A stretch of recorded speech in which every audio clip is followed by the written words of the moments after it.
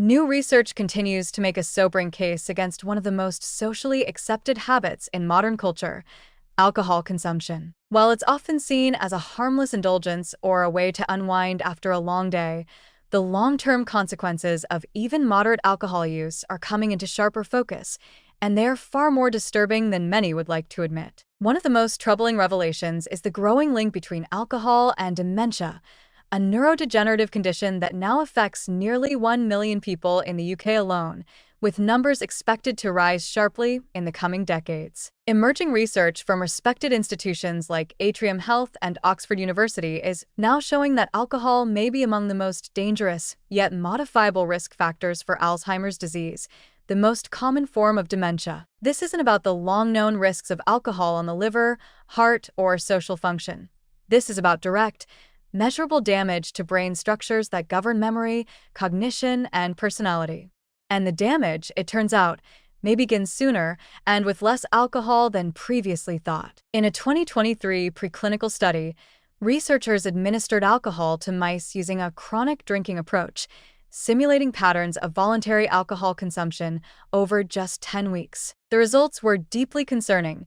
Even modest levels of alcohol were enough to accelerate brain atrophy, shrinkage, and loss of brain tissue, a change commonly observed in patients with early Alzheimer's.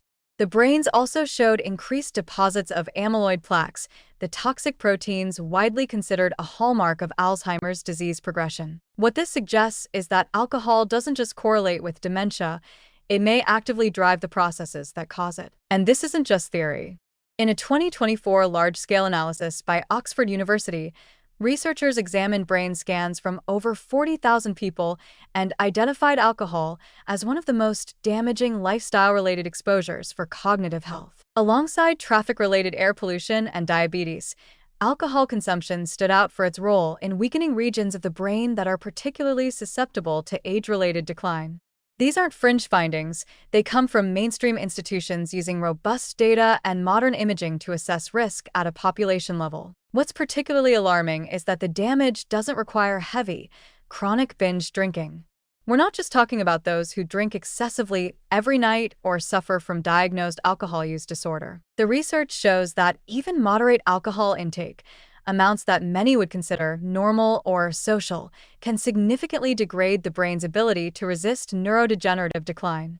This is where public perception is dangerously out of sync with scientific reality. Many people still cling to the idea that a nightly glass of wine or a few beers over the weekend are harmless or even beneficial, encouraged by outdated or cherry-picked studies that highlighted red wine's resveratrol or suggested cardiovascular perks. But those supposed benefits are now being heavily reevaluated, especially when weighed against the much more consistent and emerging evidence of alcohol's role in long-term brain damage. The societal reluctance to fully confront alcohol's dangers is part of the problem.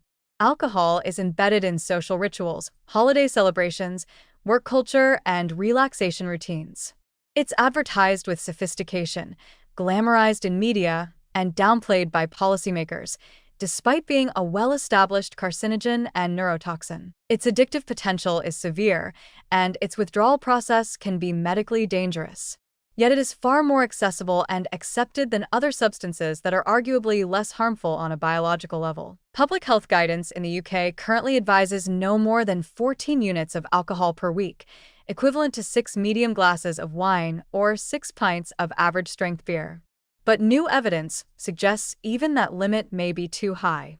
It's becoming clear that there is no truly safe level of alcohol intake when it comes to brain health. And the danger doesn't only lie decades in the future. Early-stage damage, such as shrinkage in the hippocampus or disrupted blood-brain barrier function, can begin relatively early in life, potentially setting the stage for a cascade of cognitive dysfunction later on. Worse still, alcohol's interaction with other risk factors, such as genetic predisposition, poor cardiovascular health, environmental toxins, and even sleep deprivation, can act synergistically to compound the likelihood of dementia. If you are already at risk due to family history or chronic stress, alcohol can quietly push your brain over the edge. The warning signs of dementia, memory lapses, mood swings, difficulty concentrating can be subtle at first. But once cognitive decline takes hold, it is notoriously difficult to reverse. Prevention, then, becomes the only meaningful strategy, and that means making tough choices long before symptoms appear. Reducing or eliminating alcohol intake may be one of the most potent, cost-effective ways to protect the brain over the long term. It's a choice that carries far fewer risks than the alternative. As society continues to wrestle with rising dementia rates, now is the time to confront alcohol with clear eyes.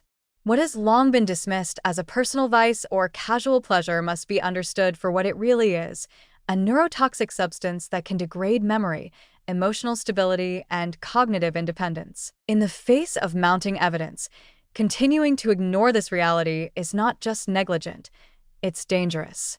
The cost isn't merely personal, it's societal, as families, health systems, and communities bear the crushing burden of a preventable crisis. Perhaps it's time we stop asking if we drink too much and start asking if we should be drinking at all.